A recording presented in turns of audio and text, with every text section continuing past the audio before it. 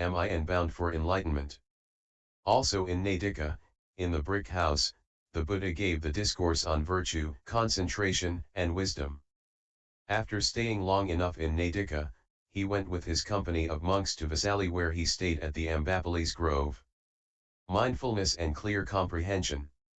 At Vesali, Buddha addressed the monks, A monk should be mindful and clearly aware, thus I exhort you. How can a monk be mindful? When he dwells contemplating the body in the body, earnestly, clearly comprehending, and mindfully, after having overcome desire and sorrow in regards to the world.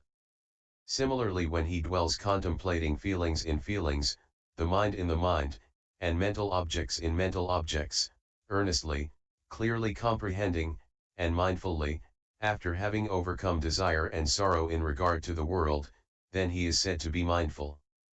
Buddha continued, how can a monk be clearly aware?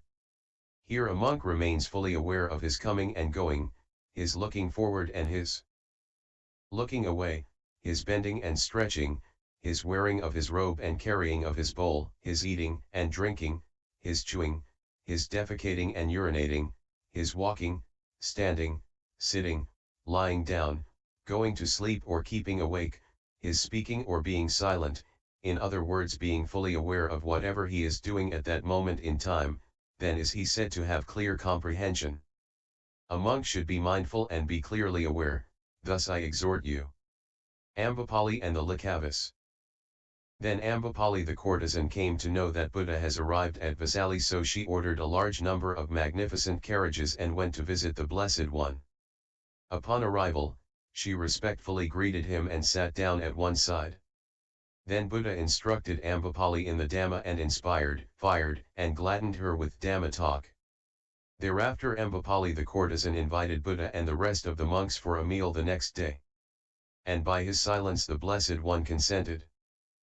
At the same time the Likavas of Vesali also heard that Buddha was staying Ambapali's grove, and they set off to visit Buddha. They ordered a large number of magnificent carriages to be made ready, each mounted one, and accompanied by the rest, drove out to see the Buddha. Now, of these Likavas, some were in blue, with clothing and ornaments all of blue, while others were in yellow, red, and white. Along the way Likavas met Ambapali the courtesan and offered her 100,000 to give up the meal invitation for the Buddha and the monks the next day. But she replied, even if you were to give me Vesali, sirs, together with its tributary lands, I would not give up a meal of such importance. The Likavas were annoyed that they were beaten by the mango woman, but they went ahead to see the Buddha still. The Buddha saw the Likavas coming from afar and told the monks, those of you, Bhikkhus, who have not yet seen the 33 gods, take a look at the Likavas, for they are comparable to the assembly of the 33 gods. Then the Likavas arrived and approached the Blessed One on foot after dismounting from their carriages. They respectfully greeted him and sat down at one side. The Blessed One instructed the Likavas in the Dhamma and inspired, fired, and gladdened her with Dhamma talk. After which the Likavas invited the Buddha and the monks for a meal the next day, which was rejected by the Buddha, who had promised to go to Ambapali's household the next day. Again the Likavas snapped as they had been beaten by the mango woman. Then the Likavas, having rejoiced and delighted in Buddha's teachings, rose from their seats, respectfully saluted him, and keeping their right sides towards him, took their departure. So the next day Ambapali prepared food for the Buddha and the community of monks who arrived at her residence. After the meal, Ambapali the courtesan took a low seat and sat at one side. She then offered the Ambapali park to the community of monks led by the Buddha. The Blessed One accepted the park and instructed Ambapali in the Dhamma, and having roused, edified, and gladdened her, he rose from his seat and departed. Also in Vesali the Buddha gave the discourse on virtue, concentration, and wisdom. When the Blessed One had stayed in Ambapali's grove as long as he pleased, he spoke to the Venerable Ananda, saying, "Come, Ananda, let us go to the village of Bilava." After which Buddha together with a large community of bhikkhus set off to Bilava. The Buddha fell sick.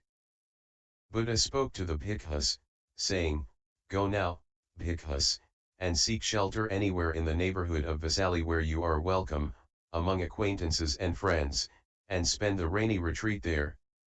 As for me, I shall spend the rainy season in this very place, in the village of Bilava.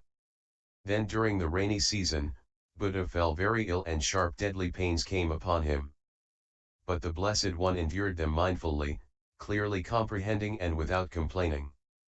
Then it occurred to the Buddha, it would not be fitting if I came to my final passing away, final nibbana, without addressing my lay followers and without taking leave of the community of bhikkhus. Then let me suppress this illness by strength of will, resolve to maintain the life process, and live on. He did so. Soon after his recovery he came out from his dwelling place and sat down in the shade of the building, on a seat prepared for him. Then the Venerable Ananda approached the Blessed One, respectfully greeted him, and sitting down at one side, he spoke to the Blessed One, saying, I have seen the Lord in comfort and in pain during the sickness. When I saw the Blessed One's sickness, my body was like a drunkard's. I have lost my bearings and things became unclear to me. The only that was of comfort to me was the thought that the Blessed One would not come to his final passing away until he had given some last instructions to the community of bhikkhus. Buddha replied, what more does the order of monks expect from me, Ananda? I have taught the Dhamma without making any distinction of esoteric and exoteric doctrine, there is nothing. Ananda, with regards to the teachings of the Tathagata there was nothing that was held back and not taught. Whosoever may think that it is he who should lead the community of bhikkhus, or that the community depends upon him, it is such a one that would have to give last instructions respecting them. But, Ananda, the Tathagata has no such idea as that it is he who should lead the community of bhikkhus, or that the community depends upon him. So what instructions should he have to give respecting the community of bhikkhus? Now I am frail, Ananda, old, aged, far gone in years and my journey is drawing to its close. This is my 80th year, and my life is spent. Just as a worn-out cart is made to move with the aid of supports, my body is be kept going by supports too. It is only when the Tathagata, disregarding external objects, with the cessation of certain feelings, attains to and abides in the signless concentration of mind, that his body is more comfortable. Therefore, Ananda, be islands unto yourselves, refuges unto yourselves, seeking no external refuge.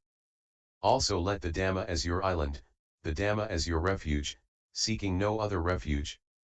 So how does a monk live as an island unto himself? Here, the monk dwells contemplating the body as the body, earnestly, clearly comprehending, and mindfully, after having overcome desire and sorrow in regard to the world, when he dwells contemplating feelings in feelings, the mind in the mind, and mental objects in mental objects, earnestly, clearly comprehending, and mindfully, after having overcome desire and sorrow in regard to the world. Likewise with regards to the contemplation of feelings, mind, and mind objects. Then, Ananda, truly, he is an island unto himself, a refuge unto himself, seeking no external refuge, having the Dhamma as his island, the Dhamma as his refuge, seeking no other refuge. Those bhikkhus in my time or afterwards, abide as an island unto themselves, as a refuge unto themselves, seeking no other refuge, having the Dhamma as their island and refuge, seeking no other refuge, they will become the highest, 20 if they have the desire to learn. Buddha consoled Ananda that all conditioned things arise and dissolved, encouraged him to strive and be freed of all influxes. Relinquishing the will to live, Buddha's prompting. After alms round in Vesali, Buddha spoke to the Venerable Ananda, saying, take up a mat, Ananda, and let us spend the day at the Kapila shrine. Then Venerable Ananda took up a mat and followed behind the Blessed One, step by step. Upon arrival at the Kapila shrine and sat down on the seat prepared for him, Buddha said to Ananda, Ananda, Vesali is delightful and the shrines of Udana, Gautamaka, Satambaka, Bhuputta, Sarandada and Kapila are delightful. Then Buddha said, Ananda, whoever has developed the four roads to power, practiced them frequently, employed them as his vehicle, established them, became familiar with them and properly undertaken them, can undoubtedly live up to a century if he so desired. The Tathagata has done so, hence the Tathagata could, if he so desired, can undoubtedly live for a century, or the remainder of one. But the Venerable Ananda was unable to grasp the plain suggestion, the significant prompting, given by the Blessed One. As though his mind was influenced by Mara, he did not request the Blessed One, may the Blessed One stay for a century for the welfare and happiness of the multitude, out of compassion for the world, for the benefit, well-being, and happiness of gods and men. And similarly, when for a second and a third time the Blessed One repeated his words, the Venerable Ananda remained silent. Then the Blessed One said to the Venerable Ananda, "Go now, Ananda, and do what you deem fit." "Very good, Lord." Venerable Ananda replied, and he rose from his seat, respectfully saluted the Blessed One, and keeping his right side towards him, took his seat under a tree some distance away. Over here, it seems to suggest that Buddha has hinted for Venerable Ananda to request for him to live till 100 years old, but the latte did not get the hint. It could be a later insert by the ancient scholars, as Buddha, who always taught impermanence, would not have requested to live longer but instead advocates whatever arises will cease one day. Because of this insert, at the first Buddhist council, Venerable Ananda was reprimanded for not asking Buddha to live longer by those who were grieving over the death of Buddha. Mara's appeal. After Venerable Ananda had gone away, Mara, the evil one, approached the Blessed One. Standing at one side, Mara spoke to the Blessed One, saying, "May the Blessed One come to his final passing away and attain the final nibbana now. The time has come for the parinibbana of the Lord."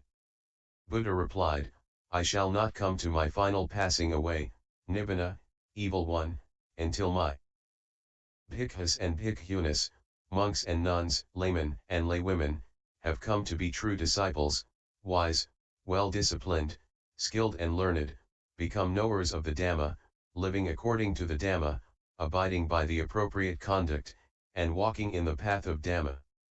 Having learned the Master's word, they should be able to expound it, preach it, proclaim it, establish it, reveal it, explain it in detail, and make it clear. And when adverse opinions arise, they shall be able to refute them thoroughly and well, and to preach this convincing and liberating Dhamma."